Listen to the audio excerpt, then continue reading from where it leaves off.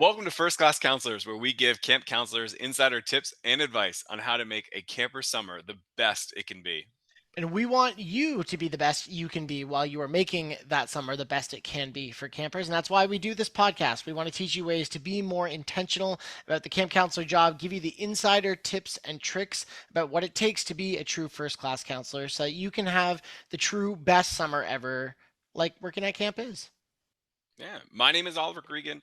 My pronouns are he, him, and I am the executive director of YMCA Camp Winona in De Leon Springs, Florida. And my name's Matt Wilford. My pronouns are also he, him, and I'm the executive producer of podcasting and a consultant here at Go Camp Pro. All right, let's get started with today's topic. As a camp director, there's this situation that I found that happens pretty much every summer at camp. And that is there is a counselor or counselors who eventually get thrown under the bus by the fellow staff. Yeah. But here's the trick about it all. They might not be a bad counselor, right? So whatever might have come up, it could be a social issue with them and the other staff, which is one that I typically find. It might be they have a air of grievances on how someone should counsel, and sometimes it might be something as simple as they're a little socially awkward. They maybe aren't as outgoing and connective as maybe some of the other staff, and at the end of the day they don't make the connections, and therefore the rest of the staff just kind of ostracize them for being a little bit weird. And typically it's even on small staffs, this might not be one counselor, but it might be two or three. Or you might find that there is that one counselor who's kind of getting this grievance, and then all of a sudden they leave, or they don't fit in any longer, or they get fired maybe because things extend past where it needs to be. And then all of a sudden this hate then moves on to the next applicant, right? The next person in line to get hated on for the next week or two of summer until that blows over, and the next. And it is a bit of camp drama that surrounds this, and it's a struggle as a camp director have to deal with it, because you might be looking at that staff member and know, hey, look, I've been working at camp for 10, 15 years, and I know that they're a quality staff member. So the question today is not how Matt or I as the director handle these situations. That's for another show. Today's show is how for you to kind of see that the staff member is maybe not as bad as you think they are. Or if you do see some trouble, can you also see their strengths and maybe help them where they might be falling weak? Because let's be honest, not every counselor is perfect. You might be a first class counselor, but you have your weaknesses too. So we're going to talk about that today on the show. And I'm very excited because this is just one of the ones I see it every summer. And I think Matt and I can help you address it. So it is maybe, I won't say not happening at your camp, but maybe happening to a lesser extent. And hopefully, cut it out a little bit. So, Matt, with today's show, what do you think about when it comes to this staff member who is, Salem witch trialed, put up Yeah. there in front of everybody? Well, first of all, Oliver, if people think it's not happening at their camp, then you're lying to yourself or you're just lying to us, which is not very nice. We would never lie to you. So don't lie to us. This is happening at your camp. It might not be you doing it, and that is great. Maybe you are a very thoughtful person. You give everyone the benefit of the doubt, and maybe you're not. So this is a bit of like a gut check show for people as well. So I might talk a little more flippantly than I have talked to staff in the past about this, because it might be you. It could be you. You might be the problem, and we'll come back to that a couple of times this episode. But to be clear, we're not talking about the staff members who like break policy or in a legal sense like should actually be fired. These are the ones, like Oliver said, that fall into a bit of a gray area, and they might actually deserve it in the long run, but there's probably some more scratching beneath the surface to do.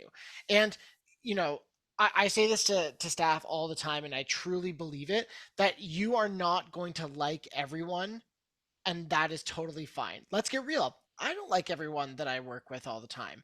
But A, you need to respect them as a fellow staff member. I sometimes will even use a big word. I'll say you gotta love them, because you gotta love people when you're doing a job that needs so much love involved in it. But you gotta at least baseline respect them.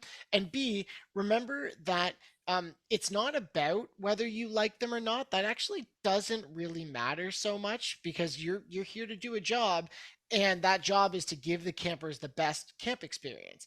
And so sometimes you have to grit your teeth and bear it sometimes.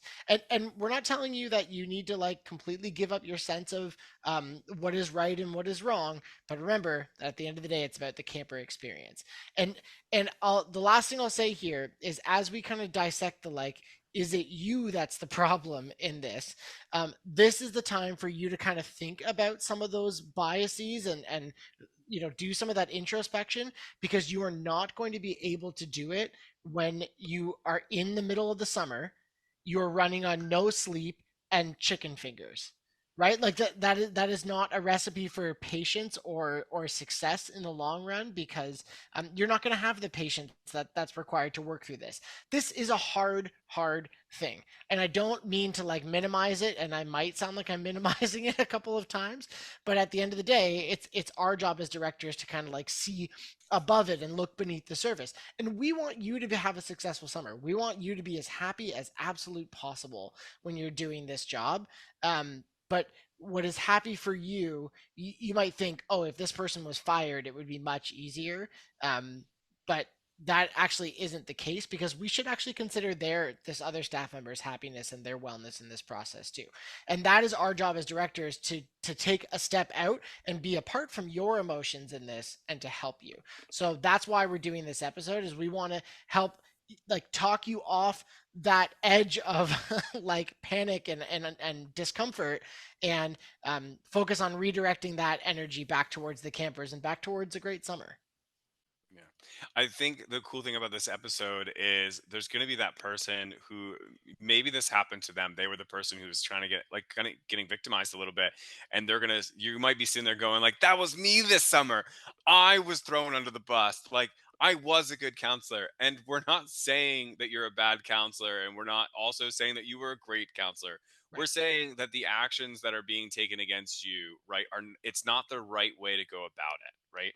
Mhm. And we're gonna really go into that in this episode, and that's really what the goal is. Because if if you rephrase this show and how we're trying to do this episode, it is about making sure you're treating others the best way that you should be treating them, right? And not causing this drama at camp, but doing what camp believes in, which is this growth mindset of either A, everyone's here to improve, and also B, we're also here to treat everyone with kindness. So those are real core things. So let's get into this first kind of question or topic regarding this instance, and that's identifying good counselor traits. And Matt kind of quiz me, what do I mean by this? Like, we're first class counselors, we are constantly identifying good counselor traits. And I had to clarify this a little bit, and I'll clarify it for you before we really start kicking into it. And that is, are you observing this counselor as a quantitative in a quantitative way, or Mm. are you viewing them in a qualitative way? So here's the layman's terms of that. Are you watching them and you are getting a gut feeling on why they may not be a good counselor? Or did someone give you a bias before going into them and said, "Oh, I don't think that John is a good counselor." And then you start watching and you're not looking for their strengths, but you're looking at their weaknesses, right? You see, like, maybe John is a minute late to flagpole today. And you're like, "Oh, John is always late. John's only been late once. We're 3 days into camp, right?" Like, uh, and Yeah, that instantly, yeah, using always or like absolute terms is a good indication that you have like built a narrative that's not might not be true. yeah, absolute terms, right? It is only a Sith deals in absolutes, right? So, like, are you becoming are you becoming the villain? Uh, and now you have to understand, you have to look at your fellow staff in a more quantitative point of view Mm, if you're gonna really judge them this way.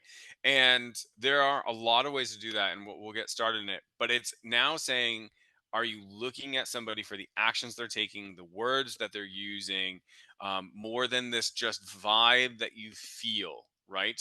Because if you're going around and this counselor is really hitting the bucket and you're like, John really should get fired, we should fire John, he is mm, not he is ruining campers experience, or he's done this or that. um that's not how people get fired. People do not typically get fired off of vibe checks, right? So, Yeah. is this quantitative? Are we actually measuring his quality? And not only that, are we comparing them to other staff, right?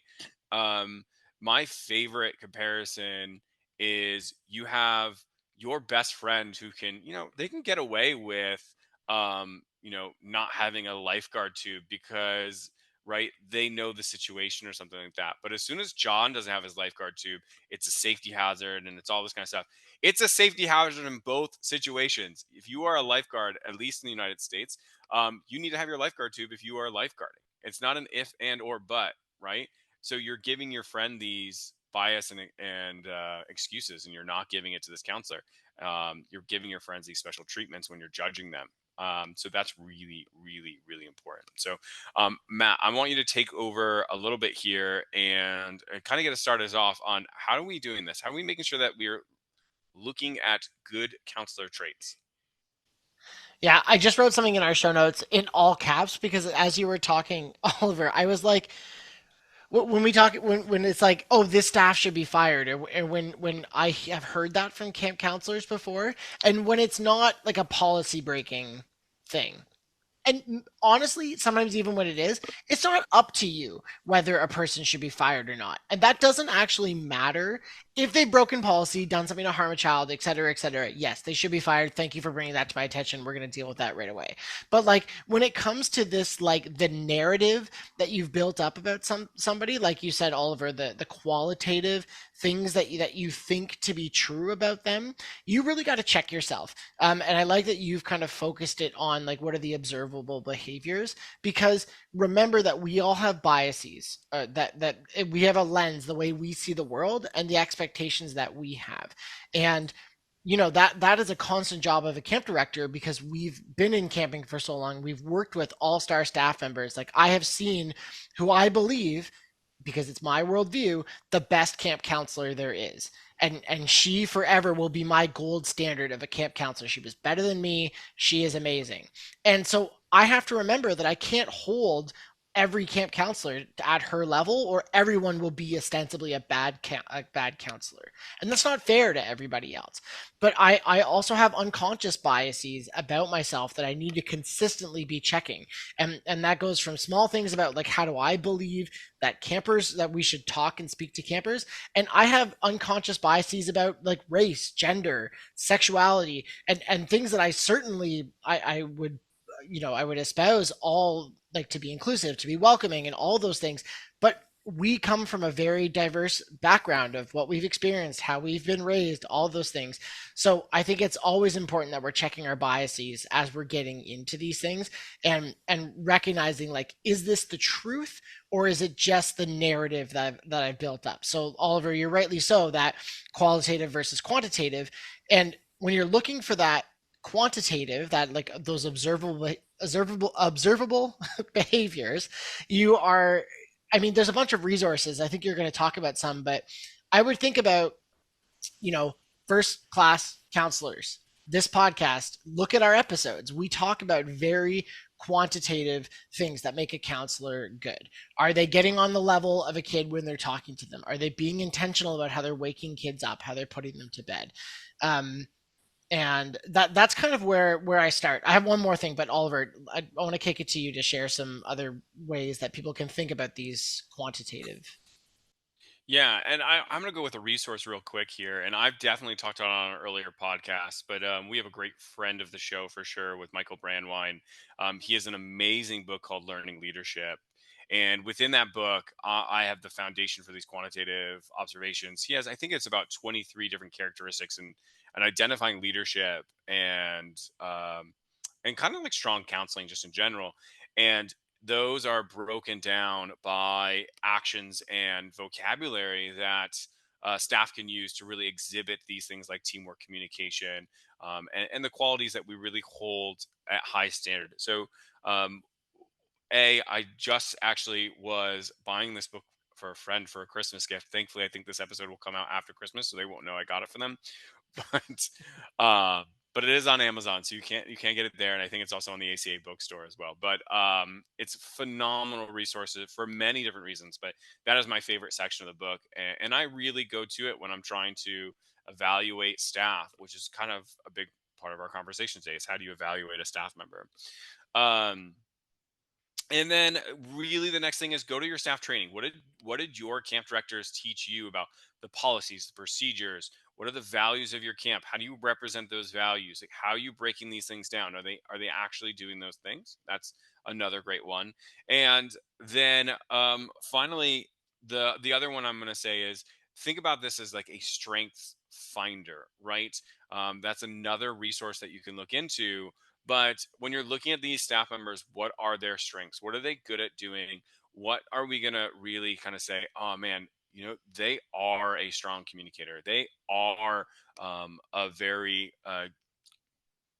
generosity driven person, right? They want to give, give, give. And that's really, there's in servitude, right? Trying to remember all my strength finders words right now. So those are some really important things, and the last thing that I'll kind of note for my little points here is understand that there are different types of counseling, and I think this is super important. And I'll actually go into some of them later on in the show. But the way I want you to think about this is um, try and think about it like there's a bunch of different bars that are set, right? Like you can say the very top bar is an A, and then under B, C, D, right? We'll just use grade points. But when you're inside of each one of those grades, there's not really a difference between, say, like A minus and an A plus. Like, yeah, you could talk about quality, but what I want to say is then take it and drag it across and create like more of a 3D image here and say there is a spectrum of counselors in that level. And that's actually more where your gut feeling is coming in. That's where you can be qualitative, right? So you grade them on these quantitative. So you can say, okay, cool. Like I'm seeing these actions, I'm seeing this vocabulary, I'm seeing the person who is A quality staff member. But then inside of that A quality, do I see that they have the vibe check that you're looking for, right? And we'll go into these different counselor types, but you can have an A plus staff member who is, really great at talking to kids. Like gets in on their level, uses age appropriate language, uses a appropriate like IQ when talking to kids. They're not talking to a 7-year old like they're 18, right? But they may talk to a 7-year old like they're 9 or 10, so they can feel as though they're getting older, they can get more information, they can grow and get scaffolded. That's Mhm. totally fine, right? But then you might have another counselor who is phenomenal at policies and procedures and making sure that the swim area is safe, and guiding and teaching technique is their skill set when it Right. comes to swimming. But when it comes time to sit on the beach and talk to a kid, oh my god, it's like watching teeth being pulled. Yeah. It's like, "Oh bro, how you doing?" "Good." Yeah. "Sweet." "You like do you like sand?" "Yeah, Oh, sand's pretty cool." oh, that Right? Like hurts. it's Matt visually, if you watch us on YouTube, visually just became uncomfortable by that Yeah. little like skit. Yeah, I really hate Um it. but that's true. And Yeah. and here's the thing too. We're going to go back to biases now. So I'm saying that both those counselors were A plus because they had skill sets that made them get into that Right. level, right? They're still doing everything right. They get into that area, but they have weaknesses too, Mhm. right? And if you only go into this with your personal bias, you're not going to get that counselor to an A plus where they technically should be because they have all these great skills.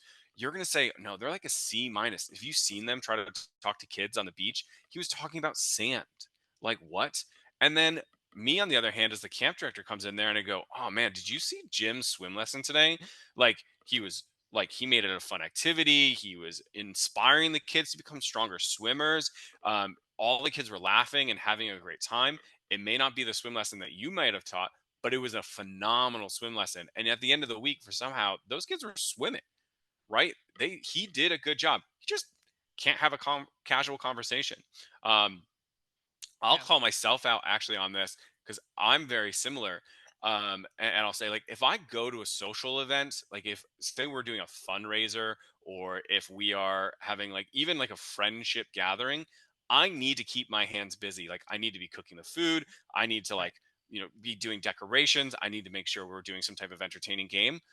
I can't like I can't go to a social situation, sit there, and just casually have a conversation all night without a task, without like some type of thing that needs to be completed by the end of it.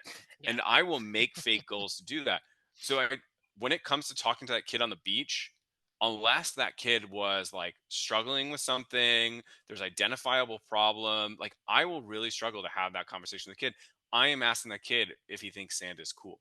And hopefully I'm not a C minus level counselor, but um but it's just not a strength within my zone. So think about that as you go across. Like you can have C minus, you can have a B plus, you can have an A, but once you get into those, ability to pass those tests and prove you're a good counselor, there's still there's still a spectrum on each one of those levels you got to think about. So Mhm. um all right, Matt, finish off your points and Well, yeah, it's so interesting because I think that there's like I hear what you're saying. And I agree. I think what I really took out of what you're saying is that remembering that it's a broad spectrum of skills and remembering that it's not necessarily everyone's job to be amazing at everything and we're all still growing and learning. I think that's such a great mindset. I think that like first of all, I'm going to take your example to the extreme and like do not be this isn't what you were implying, but do not be that person who walks around with a report card on your coworkers, because someone's going to find that and then you kind of deserve to get thrown under the bus, to be honest. Don't be that person. But the less joking side of me says that like I wonder if it's even important to be like thinking about it in terms of like a grade that you're giving them. Like I think that there's like when you zoom in on the observable things, because like I don't expect a first or second or even third year counselor to really even have the like all the knowledge of like what goes into an A B C D, and it gets so like messy in that sense. And I think so I if that works for you, use it. I think appreciating other people's skills is great, but I kind of want to give you, and maybe this is my like biased perspective, and it's a little ableist, but I'll give the caveat to it. When I think about is someone a good staff member, I think about like if they want to be at camp. We'll talk about that, like whether they're there just because it's a job or just because. But if you want to be there and you care about kids, like let's go in, let's trust that their intention is that. If we start with that, we're giving them that positivity to start with. And then I think what makes a good staff member really, and we couldn't do a whole episode on this, but I think it's a person who is aware of the impact that they are having on the environment, and they make an effort to make that impact positive, right? So that's kind of two parts. They're aware of the impact that they are having, them, how they're showing up, how they're speaking, how that's impacting a camper, their coworkers, the cabin dynamic, etc. And for those who don't know that they respond well to feedback when they don't understand that impact, when their impact, if it's negative, is brought to light, right? Because like we're not punishing people for the things that they don't know. We never want to do that.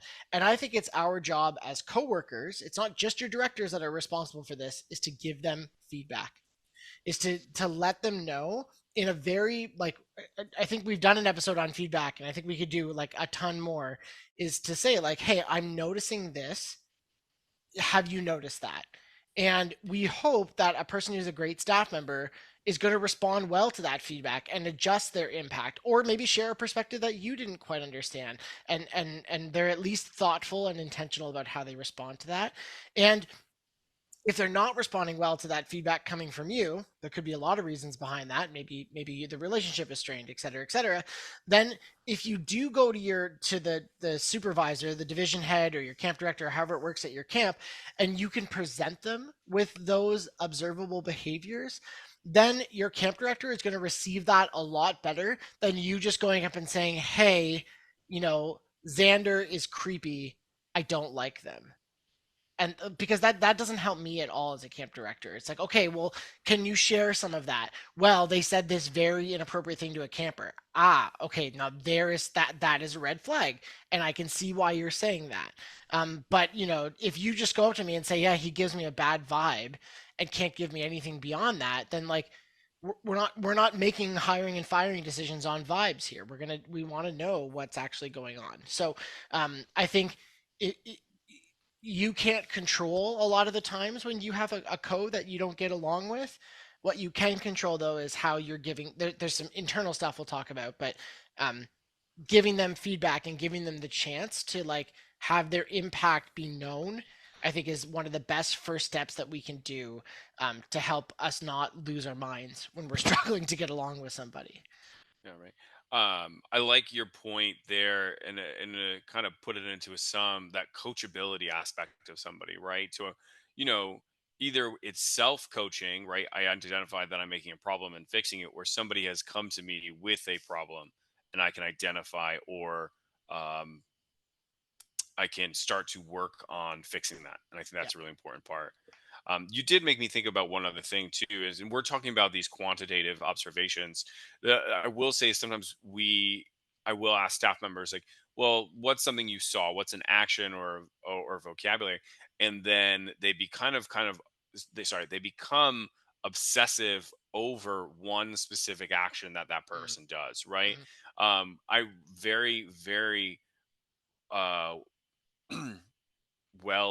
I remember very well. That's what I'm looking for. Remember very well a counselor coming to me, and their issue was that another counselor was consistently getting into the gaga pit and playing with the kids, and other counselors don't do that. It was like the Mm-hmm. first week of camp, right? Mm-hmm. Where I'm pretty sure I explicitly said during staff training, getting into the gaga pit and playing is an important part of, Yeah. being a good counselor, right? Yeah. Yeah. Yeah. So already as the camp director, I'm like, oh, this is the conversation we're about to have. Cool. So I'm about to call you out for calling it, like, Right. for doing the wrong thing. And you give them their chance to speak as the director, and they just keep repeating. And you know what, he like just gets in the gaga pit every single time, and he's just playing gaga. And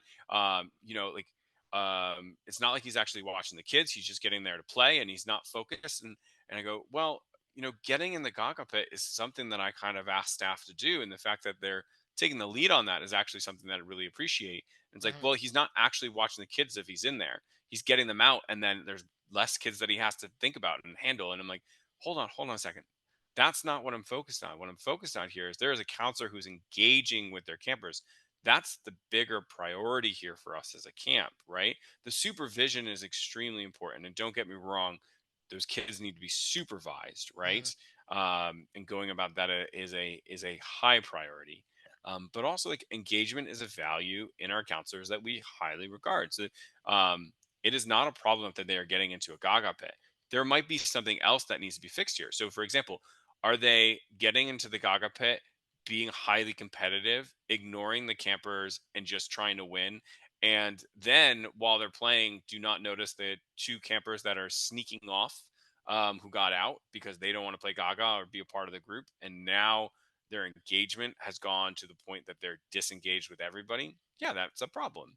Um, but if you're hyper fixating on a Yeah. specific behavior, Yeah. right, you're not going to be able to vocalize what the actual problem might be, Right. or you might not actually see that it is not a problem, right? Right. Because you're just having that bias against them. You're trying to find that issue. So, Well, and it's also like in that specific scenario, I would ask a couple of questions of that counselor coming. I would be like, okay, were there cases where them being out of the Gagaball pit would have actually helped in terms of supervision?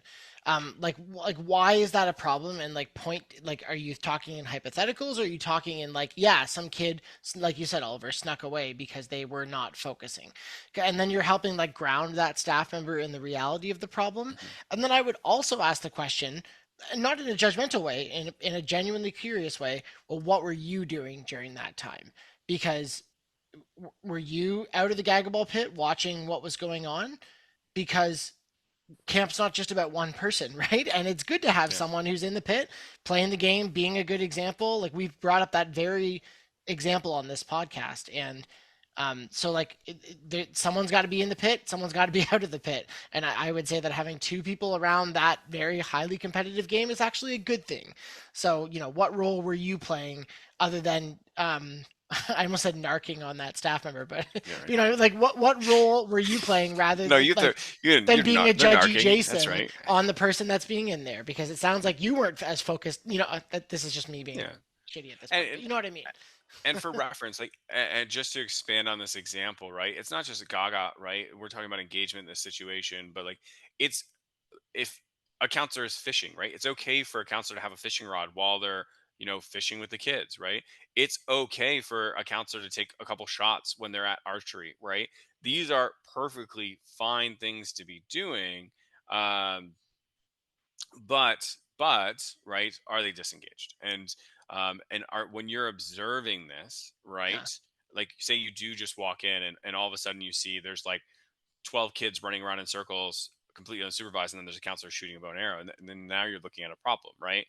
um, so to kind of get back onto it, of what we're talking about, let's move into kind of what might instigate some of these problems. And one of mine is, what are some of the different types of counseling that you might struggle with, right? And the example we were just using is like an engaged versus disengaged counselor, right? Somebody who believes that is their job to supervise and watch the kids versus somebody who's like, oh, my job is to provide the entertainment and engagement, right? That's two different counseling styles, to a certain Right. degree. So let's talk about, where we might see some of these struggles go in. And I've created a couple pairs, and I'll start to kind of introduce them a little bit here. So, one of the big areas is introverted versus extroverted. And from an outside eye, a lot of people who look at camp people think that every single camp counselor should be an extroverted camp counselor. And usually it's my extroverted camp counselors who are coming to me and complaining about the introverts because they're not getting up on stage. They're not leading the lessons. They're not doing those types of in front of the crowd kind of stuff. Or maybe they're not as super sociable with the kids, right? Like, your extroverted counselors, because when they walk into like the dining hall, if they're a favorite, right, there's kids who are going to crowd around them when they sit at the dining hall table. Like, the kids are going to be talking to them and just talking their ear off and kind of going crazy. But um that does not mean that your introverted counselors are bad counseling, right? They're hopefully filling the void that the extrovert doesn't do. Because that extrovert's only going to entertain this many kids, or that extrovert is only going to get so much buy in. So your introverted counselors are just as powerful to have those maybe more meaningful conversations, maybe to be able to help your kids who may not be feeling as comfortable at camp as others, because they aren't the sing-songy person either. Why does everybody love screaming at the top of their lungs? Because I'll tell you what, not every kid you get is going to be an extrovert, right? Yep. Your introverted counselors might be really good at those more relaxed programs, right? Like, maybe the arts and crafts counselors may be a little more introverted. I'm not saying they are, not saying they have to be, but maybe, like, because it's more of a sit down activity, it's more of a, community of calmness inside of arts and crafts, right? um, so you have to think like there's a different style there. The next one is kind of, and I talked about this a little bit, is like goal oriented or chilled. I am a goal oriented counselor, right? Like, when I'm working with kids, I'm like, all right, what's the next thing, you guys? What are we gonna do? We hitting bullseyes today. What's the best way to hit a bullseye? What's the proper technique? That's me, right? Yeah. I Yeah. am not the chill on the bench kind of guy who is just being like, yeah, you guys want to do archery? Nah, you'd rather go for a hike today? All right, cool, let's go for a hike. You got, like, that's not, I'm looking at a schedule. I know where we're going. I know what we're doing. Like, that is my counseling type, because I I have structure. I like to work within that structure, right? That's not to say I can't be chill, you guys. Okay, I can relax with the best of them at times. But I have 100% seen those like chill counselors who are just be like, this is too intense. Like, he is Yeah. driving those kids to the bone, and they're tired. They're not enjoying this. It's too much. Like, and I've been talking to them. This is not what they want to be doing, right? Where on the other side, the goal oriented counselor might look at the chill counselor and be like, hey, you're not pulling your weight, dude. Like, these kids are supposed to be doing these programs. These kids are supposed to have this experience, and you're not really fulfilling it. And here's the thing is, both could be right, both could be wrong. It's just two very different styles of Yep. counseling. Yep. Um, the next is like this more of a connection versus professional. We've said on the show before, you can be friendly with kids, but you are not their friend, Right. right? Because it's a line you don't cross as a adult with a child. But on that same note, there are some counselors who are really strong at creating connections with their campers, right? That and it is a friendly connection. They get along, they're very sociable. The kids enjoy them, and that is a huge part.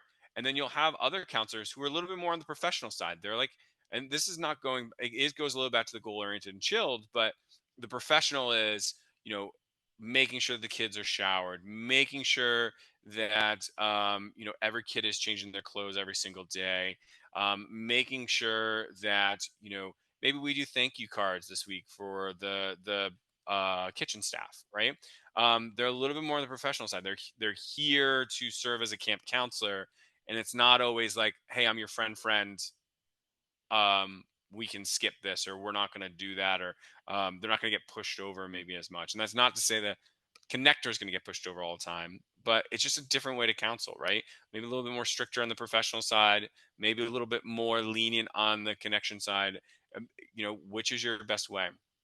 The next one I like is the returner versus the new, experience versus inexperienced, right? So a lot of times you see those returners, they have a lot of confidence. They come back. They've already put time in with some of those kids who have returned. So they have that authority to kind of get things moving a little bit more. But that confidence in them, right, of I know what to do and I know it's best, sometimes overloads somebody who's new. And maybe their expectations for that new person are a little higher than they should be. They're like, well, I know how to do it. You went through staff training. You should know. But I know I've said on the show before that a new counselor is not done being a new counselor until the last day of summer, right? There is a new experience that happens every day. There's a new experience that happens the next summer, right? For even those returners. So that new versus old, but also that new counselor is going to come in. They're going to probably offer new experiences for those kids. They're going to offer a new connection. They're going to offer new stories, and they're going to offer a new environment for that camper that was not there the previous year. So that has to be respected. That ability to do so. And then Matt kind of talked about this a little bit, and that's the mindset that two different counselors might have. And that is the campus life counselor. They maybe have been coming to camp for a long time. Maybe this is their professional choice of career. And they are going to hold camp to this standard of, we are going to be the best camp. Like, um, you know, my camp is incredible and everybody has to want to love this place and be here forever. And that's what it is. Hmm. Not everyone is that way, unfortunately, right? Hmm. Some people are going to want to go on and have a career as, a chef or a lawyer or a mechanic, right? The field of camp is not going to be their field one day, and they know that. They have that. I'm here for a summer, maybe two, maybe three, because I love this camp. But like I'm moving on eventually, and they know that a little bit. And they're not a bad counselor because they have that mindset. In fact, some of my best staff that I've had, they know camp is temporary for them, right?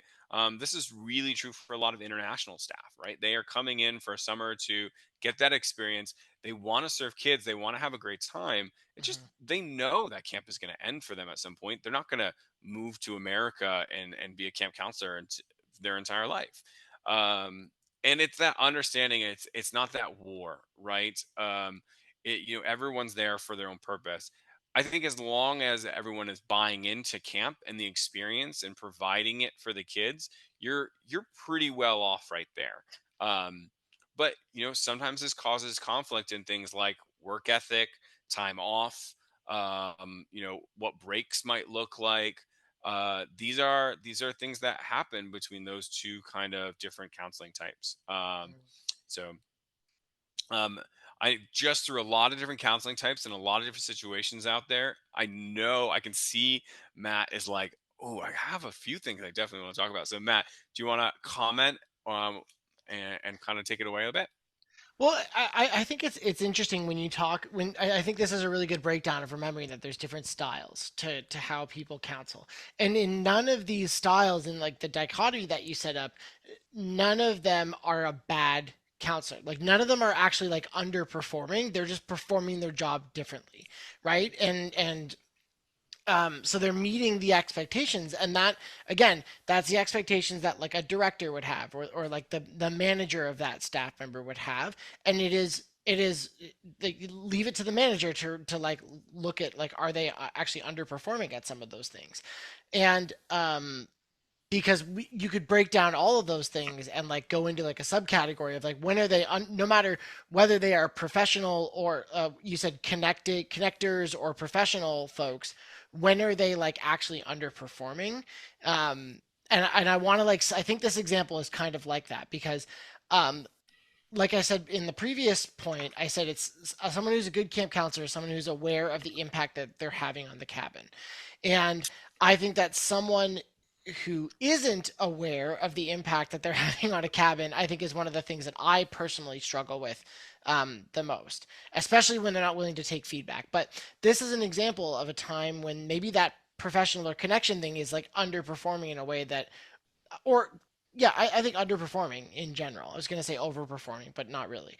So here's the situation that I struggle with sometimes is that how do you work with someone when the campers like love them to the nth degree and like they will like ride or die, they clearly love that person more than you. It's gonna happen, by the way, but it's like I'm talking like extreme, like they don't like you and they really like your co-counselor, or the other direction that they hate this staff member and like they're coming to you with how much they like hate this person.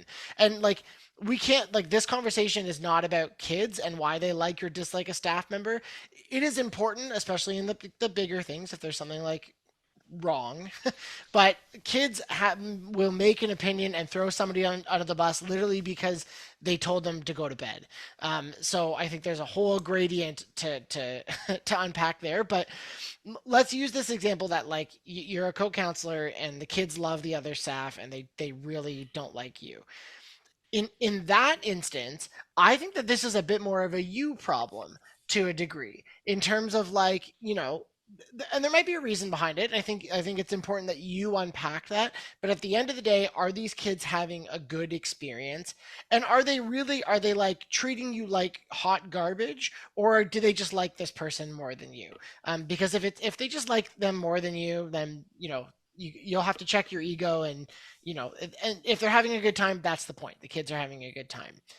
Now, if they hate you, then that's a different circumstance where I think it's okay for you to talk to your co-counselor and again, let them know that the impact that they're having, and figuring out why that is. Maybe they're always being the nice person. Maybe they're always getting to do the special things. We've talked about this in other episodes. There's a specific episode about how to be the best that you should definitely listen to in regards to this. Now, I find it even more challenging when I recognize that the kids like me more than my co, or they like outright tell me that like they hate this co. It happened to me this past summer. A counselor was like, "This is really hard because the kids hate this person," and and the person was like, "I don't think they're bad. The kids just like don't like them, and I'm finding it really tricky," and so I think that that's more tricky because it's actually more work for you as the person who isn't getting that hate directed towards them. It's less emotionally hard, but it is certainly, remembering that like this person is clearly like negatively impacting the camper's experience in their worldview, in the camper's mindset. And remember, our job is to help the campers have the best experience. So you have to fix it because that person is already in the bad books with these kids. So you, as their co-counselor, you have to help that relationship be at least good. And that takes like some introspection, where you can like look at the daily distribution of tasks, who is like telling the kids to like stop the activity and go to the next thing, who's like giving that direction, and maybe it's them all the time and that's why this is happening. Talk to your co about it. I mean, if you're not talking to your co, every day about how the day went and debriefing it, then I don't know what you're doing, because like that's the only way to figure this out. Be like, hey, are you noticing that that is, are you finding your Yeah. relationship with the campers Oh, hard? sometimes your Like, debrief is like looking, like a situation happens, you look over at your co and you make eye contact and you both know exactly like what's going on. That's debriefing, like to a degree. It's not the best form of debriefing, yeah, yeah. but like, you can sometimes look at someone's face and be like, "Oh, we need to clean this up a bit," right? Like that's debrief with your Yeah, co. yeah, Like, "Oh, we just yeah, got taken advantage of by by a bunch of 12-year-olds. yeah. Like we might need to fix some stuff real quick." Yeah, and Oh, again, I think like if you separate, like there's like famous relationship counselors will tell you that the best way when you're struggling with your partner is to say that it's you and your partner versus the problem. And if you can approach it from like that, your teammates, even ones that don't like each other, our goal is still to help the campers have a good experience, and this is where we're noticing it's not going well. So let's figure out what we can do, and really, take that as the person who's getting paid to be with those kids, that's the work, that's the job. And sometimes it's harder than the other. The last thing I'll say here that I think is really important to mention, and this is a bit of like tough medicine to give. And Dr. G, who's been on the pod before, brilliant, brilliant, brilliant person and doctor. She says something that I always think about, is that uncomfortable does not mean unsafe, right? If a person is making you feel like uncomfortable, or that's the narrative that you have, or they might be making the kids feel uncomfortable or you feeling uncomfortable, that doesn't necessarily mean that it is an unsafe situation. And I think that there's a lot of, this is my like millennial bias coming out here. I use that in like the pejorative, like the boomer of these days. um, because you know I can understand, sometimes that if a person is making you feel like uncomfortable, the vibes are off, whatever, however you want to word it, that is a hard situation, but that doesn't necessarily mean it's an unsafe situation. And if a person is not like again, what is the observable thing that is going on here? And why is it a problem? Why is it a breach of policy? Why is it negatively impacting the campers? And you are welcome to give that feedback, that this person is making me feel uncomfortable. But if somebody says to me, this person makes me feel unsafe, I want you to deal with it, I'm going to ask a lot of questions, because I want to know, I want to unpack that. But in my head, I'm hoping that so I don't have to ask the question, I want you to ask the question: do you mean that they're making you uncomfortable, or they're making the kids uncomfortable? And how is that different than being unsafe? And that's not easy. That's definitely not easy, because again, you're running on like no sleep, like mac and cheese for the third day in a row, and you're not getting all of your needs met. So sometimes it can be easier to just want to like be done and move away from that problem. But I think it's important that we're being really intentional um, about about that. yeah. And I think you hit something on the head without really going too far into it. And that's that campers don't know who the good counselor is, right? This was early on, from what you were saying, and that is so important to realize, because kids run off of vibes. They don't run off of quantitative observations, right? So like you said, if a counselor tells them it's time to go to bed, well, that's the mean counselor, because I want to stay up Yeah. all night, Yeah, right? exactly.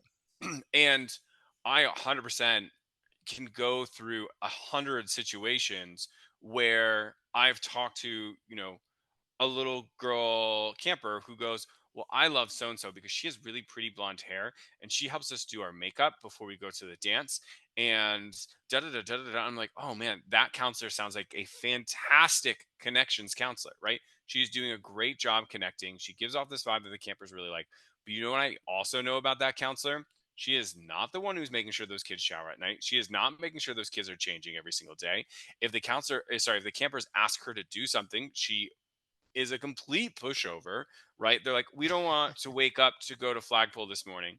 oh, well, we'll sleep in today. We don't need to get to Flagpole. We'll just sleep in. We'll go to breakfast. We'll meet everyone there. And then I'm like, that's not good counseling, right? Right. You are too far in one direction. Right. Um, and that's really where you start to see, like, okay, what are the strengths? What are the weaknesses?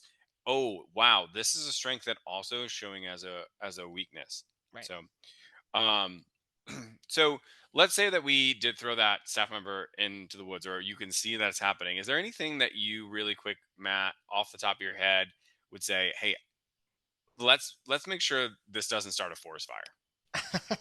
Yeah, off the top of my head, I totally didn't plan to say these things. I promise. But I just want to leave you with a couple quick tips about just remembering. Oliver said like a bunch of times approaching this with like that strength based mindset. I want to give you just some tools and things to remember that will help you not make this such a painful situation. Because like I said off the top, it's painful, it's hard, and you're tired all the time. So first, just remembering to ask questions and asking why, right? Ted Lasso teaches us to be curious and not be judgmental. And when we go back to that, like Gaga example or the archery example of, like Oliver said, like it's okay for the counselor to shoot the bow a little bit or to play Gaga. I think asking why and asking yourself first, like why might they be making that intentional choice, and what is the positive narrative behind this? Because I truly believe this. For every negative thing you're making up, you could go completely the opposite, and there could be a positive reason. Maybe they're shooting the bow to like role model how it's done. Maybe they're getting in Gaga to show what like sports personship looks like, how to be a gracious winner or a good loser, like that. All those things are reasons why like I play Gaga or I do archery so that I can show people how to do that. So there's some positive reasons, and so asking yourself why, and if you're brave enough, asking them why. Hey, when we were at archery, I noticed this is a skill. I noticed what's the observable thing. I noticed you do this. Can you tell me why you did it? Because I genuinely just want to know. And that genuine like feedback structure can be really helpful. And that like when you do X, I feel Y. Really helps you connect feedback to what actually happened. So when um, you know are when you're always the person to like serve dessert to the campers, I feel like I don't get to have that like shining moment with the campers, and it makes me feel like I don't get as much love from the kids. And that could just be what you're feeling. And then hopefully a reasonable co-counselor be like, oh yeah, okay, I'm sorry, I just did it because it was fun. Would you like to serve dessert? And then boom, you get to move past that. Um, so remembering the good, remember to look for the good, and then finally, what I'll leave you with is a quote from a really great book that I can't remember the title of right now. I'll put it in the show notes once I remember. But the quote is, "What am I not doing that's preventing, or what am I doing in either case that's preventing them from shining their brightest?" So, what can you, or should you, or are you not doing that's preventing this camp counselor from being the most awesome that they can? Again, you sometimes can't control the co that you are put with. Often, you can't control the coworkers that you are working with. What you can control is how you respond to it and how you can help them. And if you approach it from that service leader mindset and say, how can I help them be the best that they can be? Usually it's as simple as like, what feedback are they getting? How am I showing up to my interactions with them? And taking on your own action towards it, that's sometimes the best that you can do. Yeah, I think that's a great way to kind of end our show right there. And we're going to move into the wonderful way that we end every show, which is our Eggle time. It's an ever growing, ever learning. It's a trick or tip, game or song for counselors to use to be better every day. And this season is not just we're not just doing it for fun anymore. That's right. It's not. It is fun, but it's not just for fun. Because the Eggle is sponsored by our friends at Ultimate Camp Resource, and Ultimate Camp Resource offers more than 1,000 free descriptions of games, skits, songs, or other activities to help make your summer awesome and rewarding for campers of all ages and all abilities. And so we'll put the link to Ultimate Camp Resource in the show notes, but they also have some camp themed stickers or apparel. So if you want to get some cool camp swag, then you can visit their camp store at itsacampthing.com. com, and it is me on the Ultimate Camp Resource Eggle. So I'm going to kick things off with something that you could find. Again, we'll link to it in the show notes. They have a section on the website called Camp Staff Resources, and these are more like lists of lists or other directories where you can reach out to. So I was sniffing around that area, and I came across their section within the section called Top 5 Lists, and there is a section called Large Group Attention Getters, and these are a ton of different ways just to get a large group's attention rather than just saying, all right guys, time to listen, because it's camp. We do more than just yelling at people telling them to listen to you, and there's tons of fun ways. It could be very simple, like everyone knows the, like, if I were to go, I think there's a ton of people just by instinct reached out to do that clapping too, right? Or you can pick your favorite song or a cool song on the radio, on the Spotify, and kids can do like a bit of call and response to that as well. So check out Ultimate Camp Resource, and we'll put the link in the show notes for their list of large group attention getters. There you go. That's a good one. Attention getters are really important, especially large crowds, right? You just need to get all those people to focus up, know what's Yep. going on. All right, mine is called card orders. We've talked about having a wonderful deck of cards on you as a counselor, and yes, they're great for games, but they're also good for just creating order with your campers. I I remember one day when I was a counselor, we, I don't want to say themed our day, but we said that we were going to follow the order of the card, right? So when it came to making decisions, right, it would be kind of like flipping a coin. It was a game of chance per se. So say we'll use a really good example that I like a lot is, say we get to archery, and it's who gets to shoot archery and what order are we shooting archery in. Well, we'll be that. And what happens is I pull out the deck of cards, everyone draws a card, and you can do this two ways. You can either let them see it right off the bat. So four of spades for me here, for those watching on YouTube. But that four of spades means I'm probably not going to be one of the first people to shoot archery. And it's like, you know what? It was a luck. The cards decided, and I'm where fate has decided. That's fun. So that's a really fun way to do it, and the kids can organize themselves in line from you know highest to lowest card. Another fun way to do it, if you were trying to buy a little more time, is they can hold it up to their forehead so they don't know which card is theirs, and then they have to try and get an order of highest to lowest. And it makes a game out of who gets to go first and all this kind of stuff. So it's a little bit more of a entertainment, problem solving, critical thinking skills for the kids, because obviously I can't see my card. Someone's got to not tell me what Mm, it is, but say, ooh, I think I'm higher, I think I'm lower, and you gotta kind of grade it off of that. That's also just a fun game to play. yeah. Sometimes if two two kids are arguing whether or not they got out in the game or whatever it is, there's like a decision, and I don't want to use rock paper scissors. I'll have them draw two cards, and whoever's the highest card wins, right? If they draw the same card, we play war. Another cool way that I do tiebreakers is, I use so say two people draw a seven or something like that, and it's a tie, right? If I don't want to play war, I'm trying to buy more time. There's a rule that we use, and that is, if hearts always wins first, because love conquers all. All Mm, right. mm-hmm, mm-hmm. If love doesn't work, you'll have to pay me. So diamonds comes next. So money would be their next thing. Um, we, I don't believe in violence, but if you need to, a club would be pretty good to use. So you get a weapon, right? And then finally, if you draw a spade, you're in dead last because you got to dig your own grave, right? So it's a fun little way to like think about it. It's mostly a joke, like you don't have to overthink the meaning behind each one, but Yeah. it's a good way to do it. And then it's also fun. One last thing is, it's also fun to have a card in the deck that is the party card, right? So if you're doing this all Ooh. day, right? Oh, yeah, I knew Matt was gonna like this. It's a party card, right? So one is it wins whatever, right? So if you draw it, you're first. If you draw it, you win whatever argument. But if Yeah. you draw that card, so say you pick like the Queen of Spades or something like that. And the Mm, Queen of Spades is your special card of the day.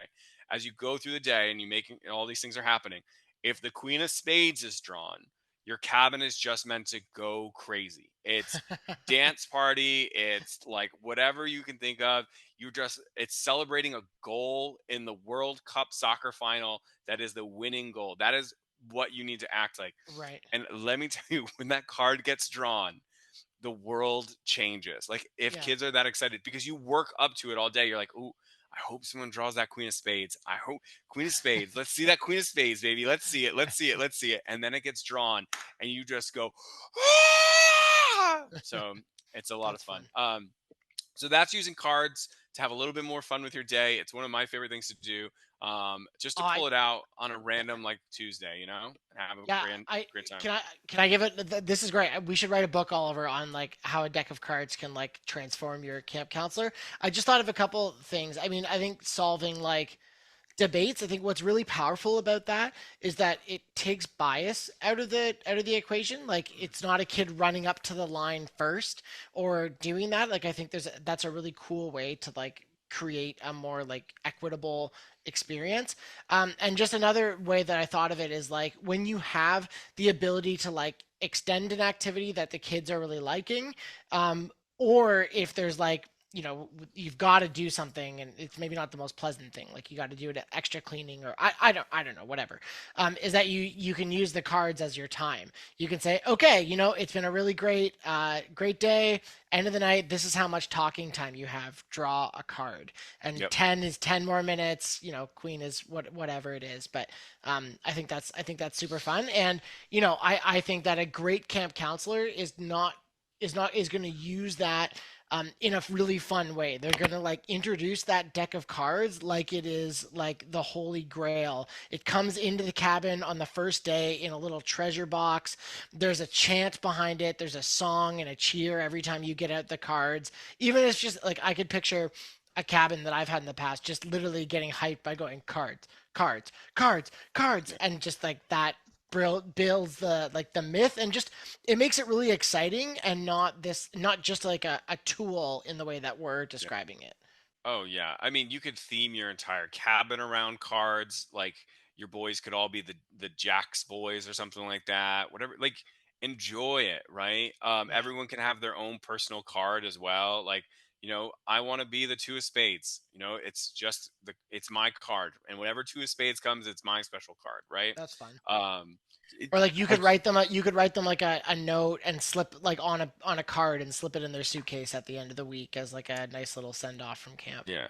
And then you also have those cards just to play cards. Like, it's a fun way to do it. So that's my ego. I enjoy it. It makes it fun. It's just another little bit of spice to add to your camp day, Nice. or your camp experience. So, thank you so much for listening. Matt, I think you had some compliments, comments, but compliment comments, that hit up some of our podcast feeds, and we're going to share those with the crowd this episode. I did. I did. I wanted to say thank you to those of you who have actually, in every time in at this point in the show, we say to people, "Hey, if you want to leave a rating and review about what you liked or didn't like about the show, that helps us." Blah blah blah. I think that's the script by now. Uh, And some of you actually did it, which is amazing. I hadn't even thought about it until I was going through just looking through the podcast feed today. So I wanted to say thank you specifically to one of the folks who wrote in. So Kate R28R said 10 out of 10. This pod is one that I've listened to since the beginning. I can't believe season 6 is starting. Oliver and Matt are so engaging and they think critically about what to share with the first class counselors. It's a pod I recommend to my industry friends often. Kate, you are awesome. Thank you so much. And if you want to be awesome like Kate, then yes, please leave us a rating and review on whatever podcast app. We've gotten some awesome 5-star ratings on Spotify and on Apple Podcasts, and especially those two networks will help get the pod out to more people.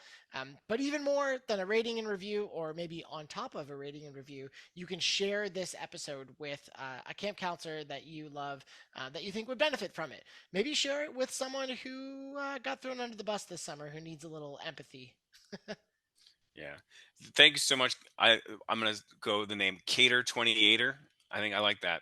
Oh, Uh, I think that's it. That yeah, makes Cater sense. 28er. Thank you for and thank you for role modeling positive feedback. You know, it makes Matt and I feel good. All the work we do for doing the podcast, it really it makes us feel like we're doing it for a purpose. So thank you so much. Keep using the resource as long as we're doing what you need, and keep sharing it with other people.